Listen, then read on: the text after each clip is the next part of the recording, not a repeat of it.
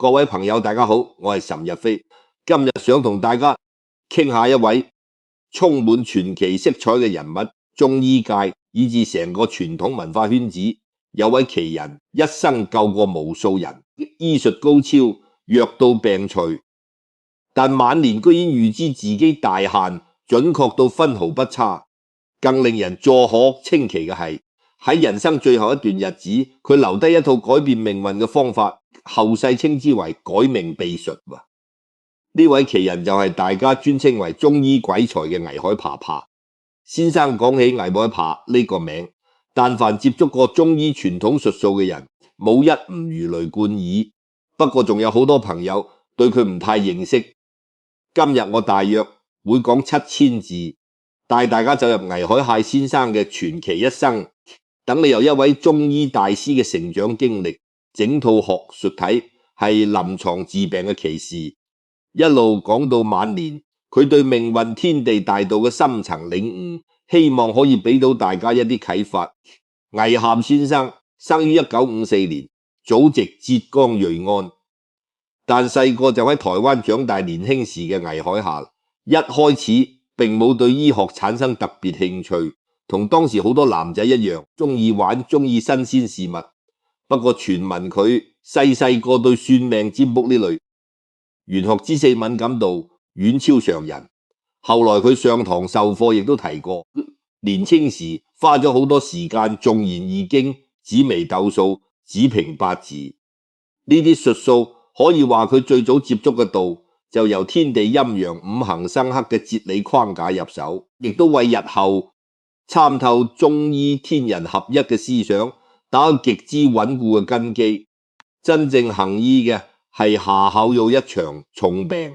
嗰陣佢仲讀緊高中，夏口友染咗感疾，睇過無數水之生，食過好多藥，病情始終冇好大改善。眼見夏口友日日受病痛折磨，年輕嘅倪海泡心裏面極之難受。嗰時佢已經自學過唔少術數，明白命運雖有天定，但人總可以主動做啲嘢去調整，亦都係機緣巧合，佢接觸到一本中醫古籍，內容圍繞《傷寒論》，佢就照住書入面嘅方劑，亦從夏口友嘅病徵，自己試住執咗一劑藥。屋企人一開始極之反對，覺得一個後生仔點有資格幫親母睇病，但倪海態度十分堅決，經過佢再三好求，夏口友終於飲落佢開嘅湯藥，結果冇幾耐，夏口友嘅病情真係逐步好轉，慢慢完全康復。呢件事對倪海嘅衝擊極之大，佢第一次真切感受到呢啲古老文字記載嘅方劑列藏住咁強大嘅力量。由嗰日開始，佢全心沒入中醫學問，廢除忘餐頌言、黃帝內經、傷寒雜病論、金屐要略、神農本草經呢幾部經典，佢天資過人，又肯落苦功，好快就展露驚人嘅中醫造戰。喺台灣期間，佢已經開始幫人睇症，因為醫治效果顯著，名氣慢慢傳開。後來佢移民美國，喺加州開設漢唐中醫學院，正式將中醫呢門古老學問帶到西方世界。喺美國行醫嘅歲月，係倪海先生累積大量臨床經驗嘅黃金時期。佢接診嘅病人除咗華人，仲有好多對中醫充滿好奇嘅外國人。佢治病最大特色就係唔拘一格，經方時方，靈活醞釀，有時仲會配合針灸推拿，甚至心理開解。好多學生形容佢嘅診療風格快、準狠，開出嘅藥方藥味唔多，但藥量同配伍極之精妙，直擊病灶核心。我同大家分享幾件倪海先生治病嘅真實個案。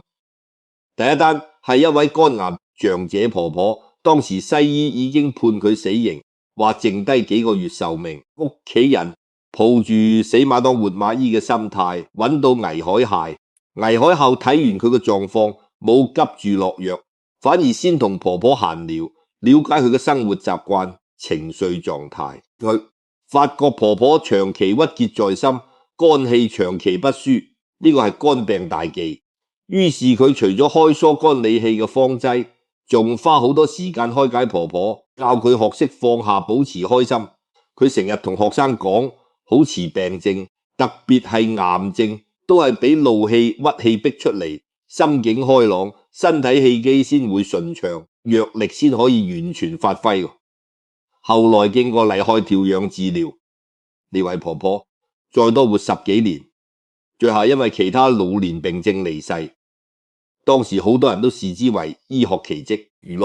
另一個案例係一位患有嚴重類風濕關節炎嘅病人，佢手腳關節已經變形，佢手腳關節一鬆，幾乎唔能夠自理，四處求醫，禮不金錢都毫無起色。倪海霞接診之後，唔單止睇佢變形嘅關節，反而由整體體質入手，判斷係體內寒濕之氣積聚太深，深入骨髓。佢使用大劑量烏頭、附子呢類好多人以為有毒嘅藥材。中醫呢個做法叫以毒攻毒，關鍵在於配伍同炮製手法。倪海孝對藥材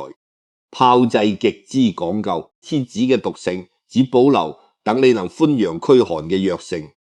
經過一段時間調理，病人痛楚大幅減輕，關節活動能力亦都明顯恢復，類似咁樣嘅個案。佢行醫數十年，不勝枚舉。倪海孝先生唔單止係臨床高手，仲係一位極之出色嘅中醫教育家。佢好清楚中醫要傳承落去，唔可以淨係靠師徒口耳相傳，必須建立一套有系統、邏輯清晰嘅教學體系。所以90年代開始，佢開辦人紀系列中醫課程，整套內容囊括針灸《黃帝內經神農本》、草經傷寒論、金一要略5大經典。佢教學手法生動淺白，會將深奧嘅中醫理論用生活化比喻講解，普天人一普通現入，一聽就明，好似解釋心臟嘅關係。佢會用火同水作關係，心臟好似天上太陽，枕臟好似地下水源，火要向下溫養水，水要向上濟行火。一旦呢個循環打亂，人就會生病。佢嘅課堂永遠座，無虛席學生來自全球各地講完人紀。佢又籌備天紀課程，填之。天紀唔單止講醫學，仲包羅天文、地理、命理、卜笏等更廣嘅學問。倪海伯認為真正高明嘅醫者唔可以淨係識執藥開方，仲要洞悉天地運行規律、人性心理變化。因為人嘅病痛唔單止源於身體內部，仲會受身處環境、內心情緒波動影響。佢嘅天紀課程可以話係一生學術思想嘅總結，亦都係將中醫放進整套宇宙觀去剖析嘅體現。坊間流傳佢確算到自己離世日子呢件事，就發生佢講授天紀期間，亦都係佢對生命終局從容看透嘅表現。據家人同親近學生回憶，晚年倪海係多次提及59歲係自己人生一大關口，憑住自己八字，再用紫微斗數等術數推算都顯示呢個歲數會遇上極大劫數。學生個個都緊張，問佢有冇方法化解。倪海只係淡淡一笑，話命數自有安排，上天注定，不如順其自然。不過佢講自己一生最掛住嘅就係中醫傳承一班跟隨佢嘅學生，所以人生最後幾年幾乎傾盡全力講課寫書、錄製教學影片務，求將腦入面所有學問盡量留低俾後人。好多人都會好奇，既然佢能夠推算到自己大限，點解唔想辦法避開？以佢對命理嘅深厚造真，肯定比任何人都清楚改命之道。傳統術數入面確實有透過積德行善、調整風水、靜心修煉等等方法延壽改運嘅門路。倪海派亦都係著作課堂入面隱約講過改命嘅核心思維，就係後世傳聞嘅改命秘術。但呢套秘術絕唔係武俠小說入面畫符念咒、偷天換日嘅法術。佢領悟傳授嘅改命之法，實質係一套修心智慧、順應天道嘅處世方式。透過佢留低嘅影片、學生筆記，我哋可以歸納出佢口中改命嘅5大核心層次。第一層係德為根本。倪海默成日話錢財只係身外物，名聲亦都過眼雲煙，唯有德行先係可以伴隨自己帶走嘅嘢。一個人如果心術不正，就算用盡各種手段揾錢求長壽，最終都守唔住，甚至會招攬反噬嘅。佢所講嘅改命，首要就係積德，具體就係多行善事，盡力幫助他人，唔計較回報。佢自己亦都身體力好，喺美國行醫期間，遇到經濟困難嘅病人，經常唔收診金，有時仲自己出錢幫病人買藥。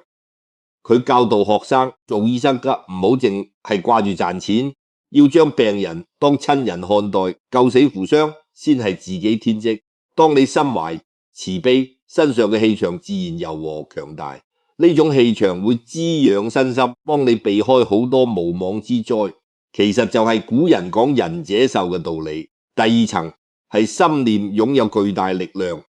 倪海下極之重視情緒對身體健康嘅影響，講解《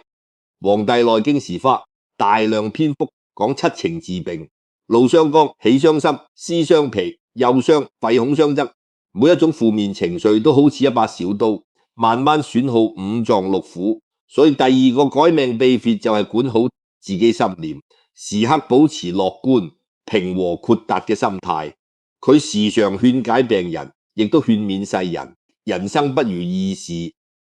十常八九遇到問題唔好中牛角尖，學識放下佢，特別欣賞一啲身患重病依然樂天嘅人。話呢類人生命力最漸強，因為內心唔會閉括，身體自我修復機能先可以正常運作。佢留低嘅改命心法好多都係教人轉念脫離煩惱嘅方法，好似靜坐調息、培養興趣、轉移注意力，睇似簡單，實質係調理身心最根本嘅良藥。第三層係順應天地自然。倪海孝強調，人要跟隨太陽，跟隨四季節奏生活，日出而作，日落而息，就係最基礎嘅養生大道。現代人捱夜，宵夜不斷，冬天着得單薄，夏日長期對住冷氣，全部都係逆天而行，無形之中節損自己壽命。佢所講嘅改命，好大一部分就係改掉以反自然規律嘅生活陋習。飲食方面，佢亦都主張食本地當季食材，吃呢個季節呢片土地生長嘅食物，先係天地之氣最適合嘅滋養。由此可見，所謂改命秘術只不過係回歸自然，揀個平淡嘅生活方式，唔使隱居深山修行，只要屋企打理整潔，準時三餐，按時休息，心境愉悅，就已經係為自己改運。第四層係藥補不如食補，食補不如神補。喺倪海霞眼中，最高層次嘅養生係安定心神。佢推崇清靜無為嘅境界。人點解會生病？皆因而慾望過多，思慮雜亂，而就係衝突嘅源頭。佢教學生靜坐暫抗，目的就係令人靜落嚟，安立躁動嘅心神。當心神平靜，體內氣血自然跟隨規律運行，受臟腑會自我修復，體內廢物亦都順利排出。佢臨終前講出嘅所謂天機，其實就係勸世人唔好向外追尋，唔好妄想靠靈丹妙藥、風水法器改變命運。真正改命嘅關鍵藏於日常起居，每一個起心動念之中，自己修身修心到位，命運自然會向好。第五層係學問傳承。倪海派深知一個人肉身生命有限，但思想學問可以永久延續。佢拼盡全力講課、編寫教材，就係將傳承視作自己生命另一種延續，將自身智慧傳授學生，學生再將呢份學問散播開去，醫治更多人。呢份功德同影響力遠遠超越單獨一個人嘅生死。所以晚年佢面對死亡從容淡定，某程度上係因為精神層面已經得到永生。佢改命秘術最深層嘅真義，或許就係揾到一件比自身生命更宏大嘅事，為之奉獻一生，當你將自己融入更偉大嘅事業，個人名利、榮辱、生死自然變得微不足道，內心恐焦慮亦都隨之消散。關於佢離世嘅確實日子，坊間流傳好多版本，具體某年某月某日，我哋唔深入考究。但有一點，所有人都認同，倪海派先生確實將近60歲之時離開。我哋離世之前，佢一早做好所有準備，後事交代得清清楚楚，回著、錄音筆、教學、影片全部整理妥當。佢曾經同學生講笑，呢句說話唔係指肉身輪迴，而係代表精神永久流傳。佢留低嘅學術理念復興中醫嘅熱忱，到今日依然深深影響無數中醫從業者同愛好者。而家網上好多年輕中醫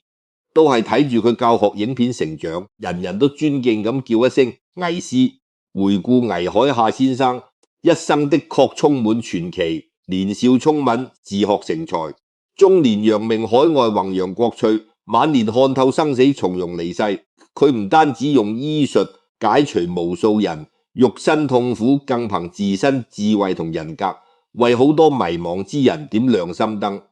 佢話俾我哋知，所謂命運唔係一條無法轉彎嘅直路，而係一片廣闊原野。我哋無法選擇出身先天體質，亦都避不開生老病死，但可以自主選擇面對一切嘅心態。呢個或許就係佢由易經同中醫提煉出最寶貴嘅智慧。佢留低嘅改命秘術，歸根到底就係幾句簡單說話：存好心，講好說，做好事，做善人，天地四季規律生活，時刻保持清靜平和嘅心境。只要做到呢幾點，身體自然健康，人際關係自然和睦，事業亦都順風順水。到時你會發覺根本唔使揾大師算命，手相面相會隨住心念轉變，未來亦都會因為每一個善念善行變得光明。呢個就係倪海廈先生用一生親身實踐出嘅真理。今日講呢段故事，唔單止係懷念一位醫學奇才，更希望由佢身上汲取力量。節奏急速嘅現代社會，我哋成日因為少少得失就焦躁不安，少少病痛就驚惶失措，好似天要塌落嚟一樣。如果可以學到倪海地派先生咁通透達觀，眼光放遠一點，看淡生死得失，將對他人嘅索取要求轉變為自我收斂，主動付出好多難題，自然迎刃而解。倪海皓先生雖然離世，但佢數千萬字講稿、教學影片依然好似一座取之不盡嘅寶庫，等待後人發掘。佢就好似永不疲倦嘅傳道者，用最淺白嘅語言將深奧道理講補。同聽好多學歷唔高嘅長者聽完佢課，都識得桂枝湯、四逆湯，知道幾時飲煙湯，邊個時辰，按邊個穴位。佢令中醫走入萬家百姓呢份普及之功，金錢難以衡量。講到佢推算自身壽命呢件事，有人覺得玄妙，有人覺得神奇。喺我睇來，其實一啲都唔神秘。一位資深中醫透過望聞問切，本來就能夠看透人體氣血、盛衰同未來走勢，再加倪海廈精通各類命理術數，對自己身體呢部精密儀器嘅走向，自然被旁人看得通透。預見到人生終點，卻毫無恐懼，反而更加珍惜剩餘每一分每一秒，完成未經嘅心願。呢種向死而生嘅智慧，坦然而對生命盡頭嘅胸襟，亦係最值得我哋學習嘅秘術。所謂改命，唔係同上天討價還價，祈求多幾年，陽壽真正嘅改運之道，係明知生命有限，都要活出無限嘅寬度同深度。倪海廈先生用行動證明佢做到咗，亦都希望我哋每一個人都可以喺自己生活入面揾到呢種心境。佢係老得及，誰知道佢留低嘅嘢好多，無論係一劑對症良藥、心靈嘅說話，都會令人感覺佢從來冇遠走。佢就好似中華傳統文化長河之中一顆璀璨星辰，用自身光芒照亮前路，令後人揾到方向，感受到溫暖。今日分享接近尾聲，最後我想用倪海械先生時常鼓勵學生嘅一句說話作結。佢話大家唔使驚，只要心術正直，行事光明，連鬼神都會護助你做人處事。要對得住自己良心，堂堂正正，健康也好，命運也好，講到底都係自己收翻來，修身養心到位，自身自然帶有正氣，一切晦氣病氣自然唔會埋身。希望今日聽完倪海械先生傳奇經歷嘅朋友都可以有所啟發。無論你而家正受健康困擾，抑或生活遇上各種難關，請記住，其世間最早強大嘅力量源自內心嘅堅定，同時唔好向外抱怨，反求諸己，靜心修煉。當你改變自己，就等於改變屬於你嘅全世界。呢個就係我由倪海械先生身上領悟到今日同大家分享嘅至簡大道。多謝各位。